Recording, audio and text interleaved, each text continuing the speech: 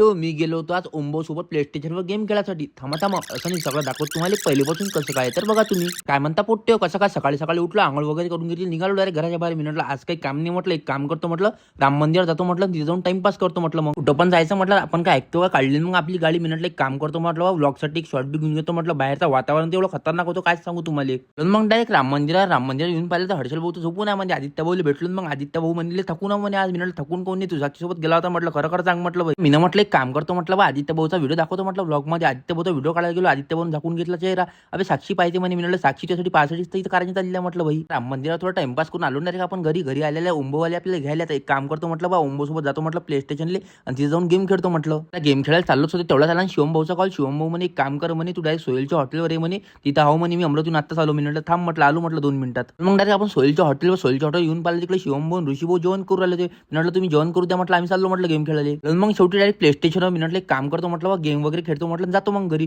ठीक आहे पोट्ट, आजचा व्लॉग मध्येच कंप्लीट करतो. त्याला भेटू उद्या व्लॉग मध्ये. सध्यासाठी बाय बाय. शेवटी आपल्याला फॉलो करा.